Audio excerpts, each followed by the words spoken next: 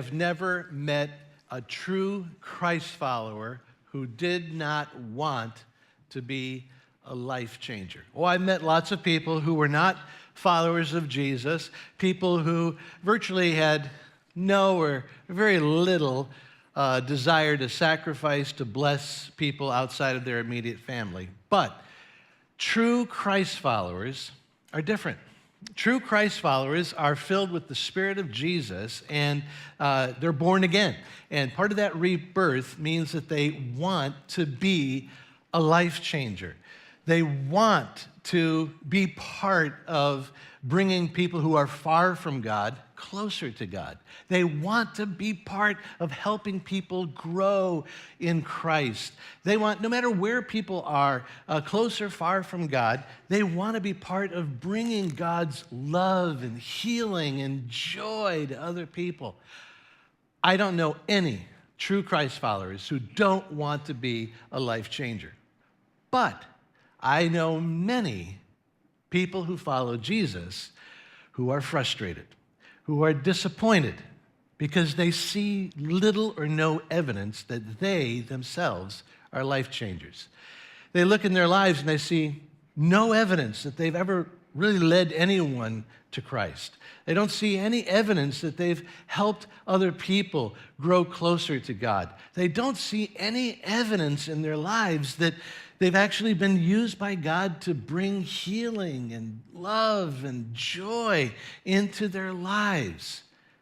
If that's you today, maybe a little or maybe a lot, Jesus has the solution for you. Jesus wants to tell you the secret. And the secret can be summarized in a little phrase that we're going to be using the next couple of weeks, which is transformation out there begins in here. And Jesus, he taught this in many different ways, many different times. But we're going to look today at what Jesus said to his disciples, 12 disciples, in Matthew chapter 10. But before we get to Matthew chapter 10, beginning around verse 7, we need to kind of look back at the 9 chapters leading up to Matthew 10. The 12 disciples are with Jesus. Jesus picked these 12 disciples, and they've been with him, following him for 6 months or so. And they've been watching Jesus give this life change to people all over the place. Starting with Peter, and his own family got to see this happen. Peter's mother-in-law suddenly fell very ill with a raging fever. And Jesus just took Peter's mother-in-law by the hand, and within seconds, she was healed. So healed that she got up and she cooked a celebration meal for everybody. Soon after that, a man with leprosy started shouting to Jesus, "Jesus, please heal me." He had to shout because lepers, by law, had to keep a lot of distance between them and everyone. No one could touch them. But Jesus responded to this man with leprosy by going directly up to this guy no one had touched in years. And Jesus touched him and said, "My friend, be free, be clean." And then Jesus was walking along and he passed a cemetery. And suddenly from the headstones come 2 men who are filled with this violent rage, and they're snarling with anger at people, shouting obscenities and threatening people who are passing by. And people said to Jesus with fear in their voices, "Oh, Jesus, these 2 men, they're demon-possessed." But Jesus wasn't afraid. No, Jesus walked right up to these 2 men, and he commanded the demons to come out of these 2 men, and Jesus sent the demons into a herd of pigs that were nearby. The pigs, filled with these demons, ran down a hill into the lake and died by drowning. It was history's first case of deviled ham. But, oh, wow. Thank you. Certainly it was these 2 guys' favorite dish, deviled ham, because They were set free.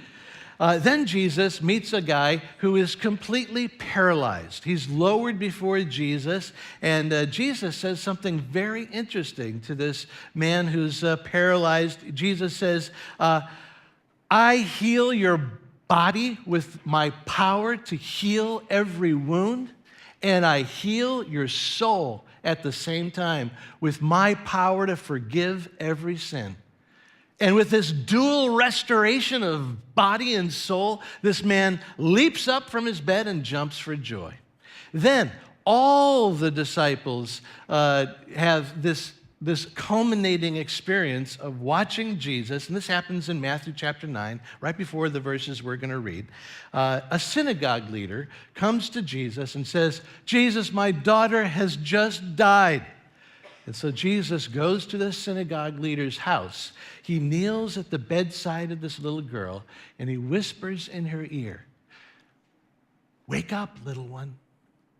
And she rises from the dead, completely alive, to the celebration of all. And there you go. I've now just given you a description of the action of those 9 chapters of Matthew leading up to Matthew chapter 10.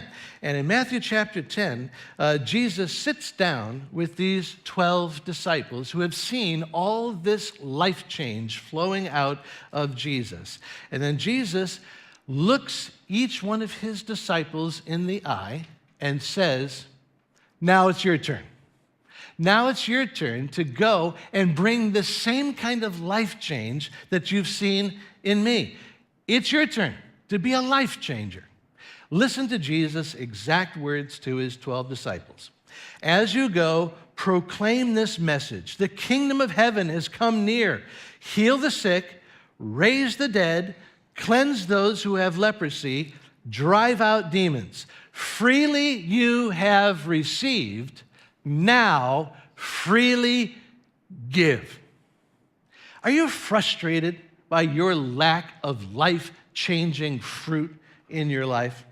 Well, these words contain Jesus' secret for you. Freely you have received, now freely give. Jesus says, go bring transformation out there, but just remember, freely you receive first inside. Freely, the transformation needs to happen first inside. Freely you receive, then you freely go and give. So let's take these profound words and study that phrase. Freely you've received, now freely give. What did this phrase mean to those 12 disciples? First, I hope you see the one-to-one correspondence between what those disciples saw Jesus do and what Jesus sent them to do. Jesus said, you saw me heal, right? Remember Peter's mother-in-law? You saw me heal her. Now you go heal the sick. You saw me raise that synagogue's leader's daughter. Now you go raise the dead. Just like I touched the leper, now you go cleanse those of leprosy. Remember those angry men among the tombstones? You go now and make some people free and make some demons flee.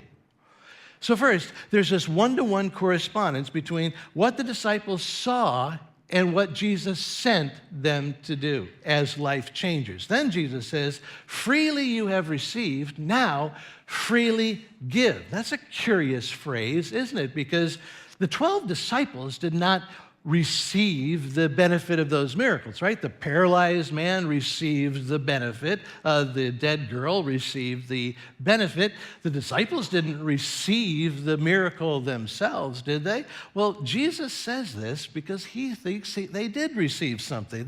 He indicates that they did not just see each miracle, they received something too. Each miracle connected with the life story of each disciple and their experience with Jesus. For instance, Peter was, we find in the Gospels, he's hot-headed, he's rash, he's impulsive, and has a temper. Well, Peter was changed by Jesus, and when he saw Jesus set free those two guys from their violent rage, inner rage, Peter experienced it on a personal level, thinking, that's my story. I've received healing just like those guys. Jesus set me free from my inner anger too. The guy who wrote this gospel, Matthew, he was a despised tax collector before he was a follower of Jesus. And when Jesus touched that leper, I'm sure Matthew was thinking, that's my story. Jesus reached out to me when I was despised and no one would reach out to me. Then there was another disciple called Simon the Zealot. That little phrase, according to historians, a zealot, was a polite way of referring to Simon as something between a freedom fighter and a terrorist. Probably Simon had blood on his hands. And that when Jesus healed this paralyzed man through the power of Jesus' forgiveness, Simon was thinking, that's my story. I was paralyzed in guilt and shame because of my past, and then Jesus healed my soul by forgiving all my sins. And then certainly all the disciples were connecting to the resurrection of that little girl. When Jesus raised her up, all the disciples were thinking, that's my story. Jesus raised me up. He's changed my life. So all the disciples knew that what Jesus meant when he said, freely you have received, now freely give. Those 12 disciples understood that because they had each received life change from Jesus, they each had something to give to others. Jesus is calling me to be a life changer who gives out of the overflow of what I have received in my relationship with Jesus. Jesus teaches that good hearts give out. If I want to be a life changer out there, then I need to start with life change in here. If I'm a Christ follower and I'm frustrated by my lack of impact, the problem, let's get to the problem. The problem is not my receiving from Jesus. There's no problem. Jesus showers all sorts of blessing on each one who follows him. The problem is my lack of giving what I have received from Jesus. Good hearts give out. So if I want to be a life changer, I need to give others what I have received in Jesus. Well, what does that mean? Well, it might mean that if Jesus reached out to me when I was hurt and wounded, then maybe I need to put myself in situations where I can be a friend, just like Jesus was a friend to me. I need to be a friend who can reach out to other people who are hurt and wounded with the same love and healing that I've received from Jesus. If Jesus reached out to me with compassion when I was in addiction or in illness or in trouble, then I should put myself in situations where I can give out the same compassion to people who are trapped, just like I was. If Jesus reached out to me when I was a lost and lonely teenager, then maybe I should reach out to teenagers who are just like I was. Or if Jesus reached out to me when I was a young kid looking for love and acceptance, then maybe I should work with young kids who are looking for love just like I was. Freely I have received, freely I give. Think about kids for a moment. Think about the power of working with kids. If you ask Jesus, I think he would tell you that if you really want to be a life changer, think about working with kids. Jesus loved kids. You know, Jesus lived in a day when just about everybody brushed aside kids and thought they were insignificant, unimportant. They were insignificant to everybody except Jesus. Jesus loved kids, and he had a way of lifting them up as if they were the most important people to him. In fact, if you go back to our text, Matthew chapter 10, you'll hear Jesus say this: freely you have received, now freely give. If anyone gives even a cup of cold water to one of these little ones, truly I tell you, that person will certainly not lose their reward. If you want to be a life changer, you have to give out. And Jesus says one of the wisest, most rewarding investments that you could ever make would be to give out to a little one. In a moment, I'm going to ask you to just raise your hand if you're here today as a follower of Jesus because somebody told you about Jesus when you were 18 years of age or younger. Researchers tell us that out of everyone who will follow Jesus before they die in the United States, two-thirds of them became Christ followers because someone lovingly shared the gospel with them in the first 18 years of their life. So let's test this theory. Raise your hand if you follow Jesus today because someone shared the gospel with you in the years before your 18th birthday, right now. Now look around. Hold them up if you would. Just look around a little bit. I think we have the theory confirmed, wouldn't you say? I think we have it confirmed. And with every one of those hands, behind that hand is a life changer who chose to give out to a kid like you. So as you have freely received, now freely give. Why don't you become a life changer by serving in kids ministry here at Black Rock? We really need help with Vacation Bible School. We'd love to have you join a team so you can be part of this last week in June when we're going to have over 400 kids here singing and playing games, doing crafts, and eagerly ready to hear about Jesus. So as you step into the Welcome Center from this room immediately after this hour, you'll see tables where you can sign up for more information about serving on a team for Vacation Bible School or on what happens here on Sunday morning with our kids and what we call the Cove for the younger kids and the Uptown for the older kids, or serving with our Boys and Girls Clubs on Monday nights. Make a change in someone's life.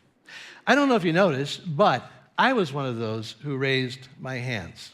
I'm here today as a follower of Jesus because somebody shared the gospel with me when I was a kid. That somebody was a Sunday morning kids ministry teacher named Mr. Enstrom.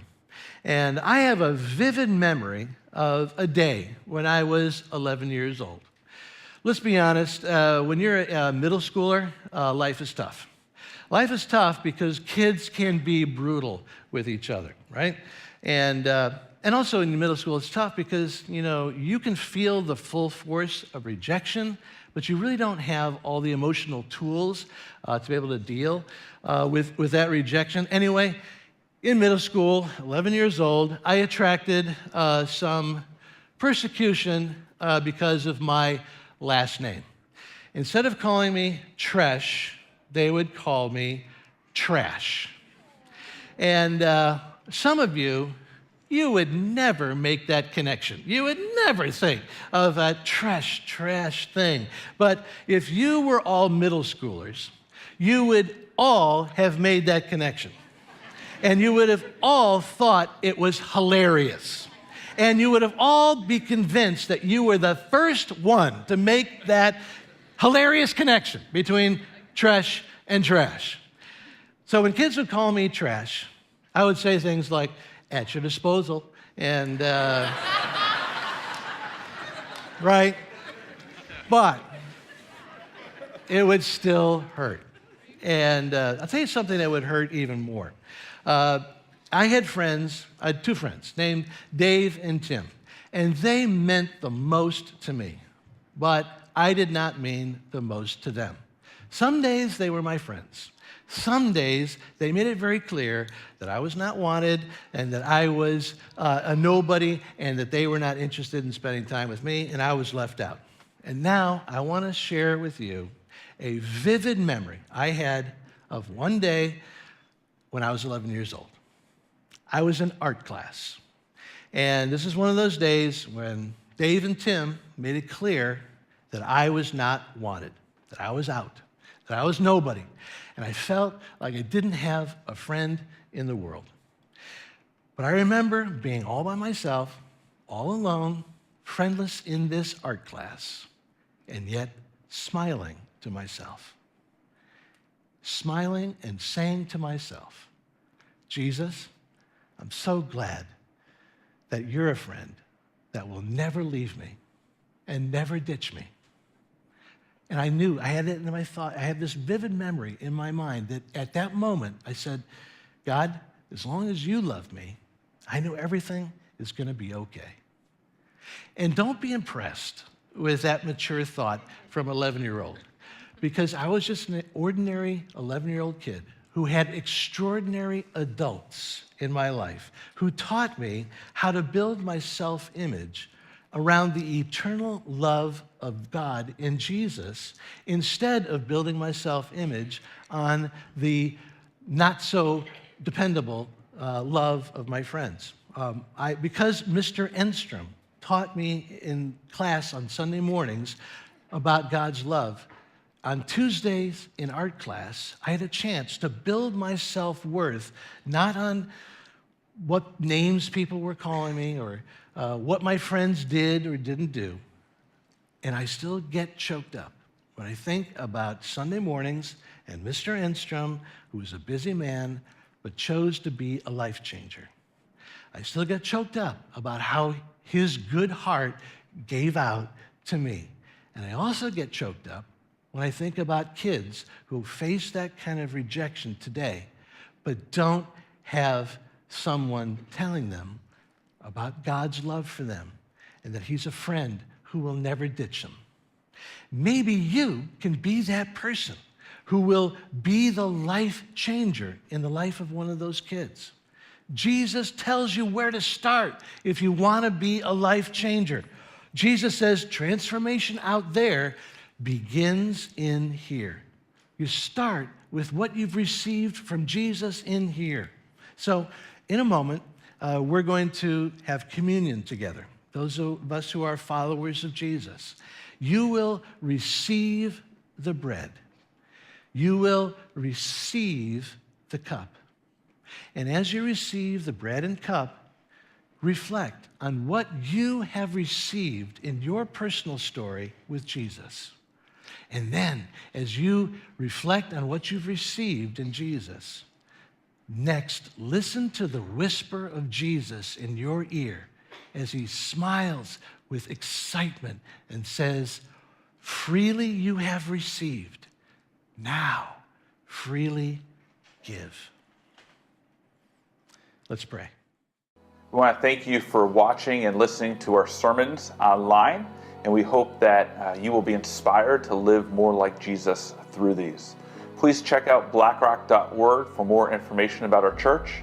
Know that you can subscribe to our podcast on iTunes, and also know that you can give to BlackRock and to our ministry through PushPay, through our mobile app, and on our website. Your donations and your support of our ministry allows us to have these videos online and for us to impact our community.